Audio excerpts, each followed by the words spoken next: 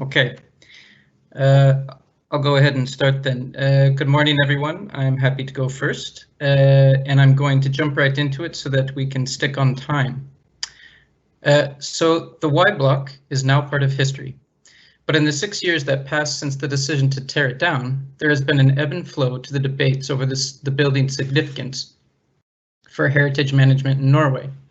Thus, it is worth reflecting further on the different perspectives that led to contention over the site. By looking at the Y block, we asked questions like, what kind of contention can develop over heritage? How does that contention change over time? And how is contention understood by different actors? Answering these questions can help us come to a better understanding of contentious heritage and reduce polarization over such heritage in the future.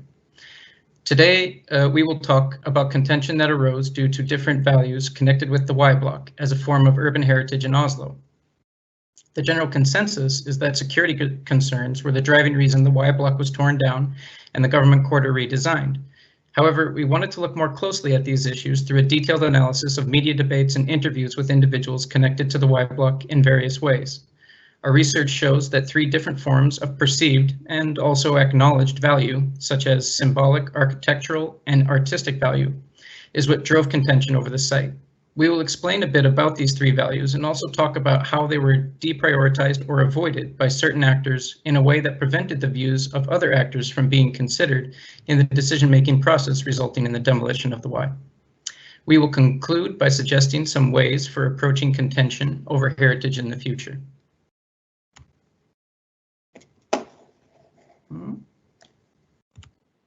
Okay. Regarding contentious heritage, we are interested in the negotiations that drive the valuation of heritage over time.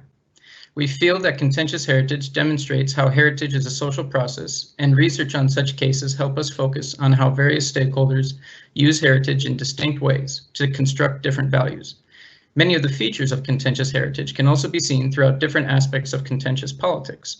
For instance, political debates over urban planning is something quite relevant for looking at contention that developed over the Y block. Analytically speaking, it can be useful for us to reconceptualize heritage as something that is debated rather than something taken for granted as positive and accepted by all. The task, however, is not about silencing debate, but rather about discovering ways to ensure that it can thrive without the risk of polarization. Thus, the goal is to recognize the different forms of value related to a given heritage site and how they might trigger contention across different groups of people. By values, we mean the way that heritage exhibits different levels of significance for people when it is then placed into practice by individuals who come from different backgrounds, either through their work, their everyday activities, or even their participation in a protest. So let's look at some of these values. So by symbolic value, we mean the way that urban heritage has significance for representation of a certain identity or concept. In this case, if the Y block was seen as embodying what it means to be Norwegian. For instance, the media debates, some argued that the high-rise was generally emphasized as the prime object and to have the strongest symbolic value of Norwegian politics in the ensemble of government buildings. Others felt that you could not consider the buildings in the government quarter separately, but rather that they should be thought of as a complete urban composition. In our interviews, we found that a number of individuals specifically identified the Y block and the government quarter in general as being a symbol of social democracy in Norway, since they were designed and built during the post-war era. We were also told, however, that this was disputed even by those within the Labour Party who do not necessarily lay claim to this symbolic identity over the Y block. National symbols often involve an emotional engagement and appeal to our senses, and in situations of national crisis or important political affairs, there is often a struggle over these symbols. Thus, it is no surprise that the symbolic value over the Y block led to contention. If architecture can be said to have the power of reflecting an organization or attitude, then as a symbol of Norwegian social democracy, the value of the Y block has been linked to whether you are comfortable with the political post-war era or find this a bygone period replaced by a preferred neoliberalism. Now, by artistic value, we mean the significance of the creative and aesthetic aspects of urban heritage, although this value is likely heavily mediated by current popular conceptions of what can be considered art. The artistic collaboration between Pablo Picasso and Carl Nestor has more recently become central to the debate over the Y block. While the composition titled The Fisherman received most of the attention, it was the global acclaim of Picasso and his impact on many artistic pieces in the government quarter that allowed some to argue that the Y Block exhibits a kind of World Heritage value that needs to be protected. However, we also talked to some individuals who did not share this appreciation for the artworks and wondered if it was really necessary to protect the murals if the building was meant to be torn down. This calls into question whether there is a universal artistic value associated with the World Heritage found in the Y Block. Once we come to appreciate that different values of the Y Block were capable of either attracting or alienating different individuals, we can perhaps begin to understand how contention not only arises, but even becomes polarizing. Now, finally, architectural value is complex because it is more than the significance of the materiality of urban heritage. Architectural value also includes the significance of the experience that heritage generates for those living and working around it. This includes not just the exterior, which we typically associate with a building, but also its interior, such as seen in the picture of the Y Block here. However, one issue with architectural value is that it is often expressed by experts who have studied a wide range of urban landscapes for many years and are not always able to articulate the value in ways understandable to a non-expert. And then when a non-expert uses an equally inarticulate phrase to express the way they value or don't a given building, such as by calling the Y Block ugly, this will undoubtedly result in further contention.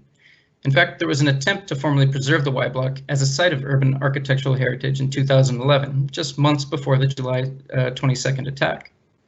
Back then, the building was not well recognized by the public for having any architectural significance. For many, it was just an office building. The heritage designation of the Y Block in 2011 could be an example of how decisions by heritage managers can be disconnected from public opinion. However, a unique turn occurred in the case of the Y Block when an anti-authoritarian popular movement joined forces with the heritage authorities to protect against an authoritarian decision, or as they viewed it, to tear down the building.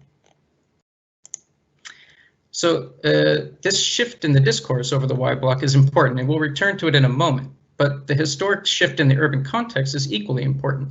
Here we see an image of the government quarter from 1968, just before the construction of the Y Block, and the urban space that existed at that time. It's juxtaposed with a more recent picture of the Y Block filling in that urban space. Now, while some feel that the building does a good job of mediating the urban context between the government quarter, the Trinity Church, and the old Dyckman Library, others feel that it closes off the urban space from the mobility across this center of the city that was possible before the Y Block was built. Many also forget that there is a deeper history and a future at work in these debates. The construction of the government quarter in the 1950s was fraught with its own contention over the demolition of the old Imperial Quarter Hospital. And then, of course, the contention over the demolition of the Y Block is also very much influenced by what the new government quarter will look like once reconstruction is finished. So there is contention that arises and becomes layered throughout history over this particular location in the city. Debate over the Y Block has gone through its own shifts ever since 2011. As mentioned, this critique of the state's decision to demolish the building was initiated by experts who viewed it as a form of heritage, a critique that was deeply influenced by the building's architectural value. Then, concern over what would happen to the murals drew in global concern, such as from Europa Nostra and the Museo Picasso in Barcelona. And here again, we can see a shift towards the artistic value of the building. Just in the last year, a public protest movement built up against the decision to demolish the building, and which focused both on the lack of public participation in the decision, but also drawing from the symbolic value of the building as a representation of Norwegianness. These are the kinds of discursive shifts that can occur over contentious heritage when different stakeholders become more or less concerned with its management. So many view a democratic government as a public service for the population, and the government buildings and functions constitute a public value belonging to each constituent. Public value transformed into heritage involves determining which buildings are being emphasized as valuable heritage, but also how the management decisions succeeded in reflecting the various claims posed by the public. As emphasized in the Faro Convention, it is not the objects and places in themselves that make heritage important, but the meanings and uses that people attach to them and the right to participate in cultural life. This is followed by a responsibility of the authorities to recognize the public interest associated with elements of cultural heritage in accordance with their importance to society. It should be argued that it could be argued that the democratic principle that's found in the Faro Convention should require a reaction to the protest movement from the authorities regarding the final result of the Y Block. Moreover, a certain reflexive evaluation of the situation, rather than taking a stubbornly bureaucratic position, might have reduced the polarization and contention that emerged in the end. It is interesting that during our interviews, both experts and non-experts felt that their voice had not been given the attention over the contention over the Y block. Experts felt that their attempts to demonstrate that the Y block was and should be a protected building were ignored by the state. And the public involved in the protest movement felt that the government ignored their actively organized expressions of discontent with the decision. And that manifested itself not just in these large groups of citizens converging on the demolition site multiple times over the years, but also in a variety of performances and artwork. Ultimately, across the changing discourse and shifting urban contexts, what we saw is that the contention over the Y block emerged over a few basic questions, and they're questions that are actually quite common in heritage studies in urban contexts. Which values go into an urban plan? How are different values prioritized? And who determines the prioritization? It is important in a democracy for heritage managers to reflect on these questions before entering into critical decisions over contentious heritage. Now, that said, from our experience studying this example, we also feel that there are a number of practices that different stakeholders should keep in mind when faced with contentious heritage. These are preliminary recommendations, so we look forward to feedback and to hope they can help reduce polarization over such cases in the future. First, it is advisable that stakeholders of the state, regardless if they are for or against preserving heritage, offer sincere opportunities for an opposing voice to be heard and remain open to criticism when their decisions are not popular. Giving appropriate feedback and responses to such criticism, rather than ignoring it altogether, is also important to ensuring that all sides within the debate feel like they have been heard. Second, stakeholders from civil society, particularly the media, need to ensure that different voices concerned with contentious heritage are heard. Now, when contention becomes driven by the algorithms of social media and what makes it into your Facebook feed, it risks pushing us all into communication echo chambers where we only come into contact with a single perspective in the debate. Finally, it should be recognized by all stakeholders that the state itself is not a monolith, but is made up of individuals working in fragmented organizations and bureaucracies, each with their own set of interests and power differentials. When one bureaucracy with a great deal of political power is perceived as unilaterally making a decision over contentious heritage, individuals working in smaller bureaucracies, which may even have more expertise in the matter, will undoubtedly feel slighted and antagonized. They will also unnecessarily become trapped between a leader they answer to and a public who feels it is their responsibility to constrain those leaders from making bad decisions. But as citizens in a democracy, we also need to be willing to search for the opposing voice. Much as stakeholders of the state should be willing to hear the opposition, then citizens must also and should be ready to provide feedback and responses when they disagree with the position of those they oppose. Leaving oneself open to opposing voices does not mean one must agree with it, but on the contrary, should keep the contention moving, hopefully in the direction towards a resolution that all parties can accept, even if it's not perfect. Thank you.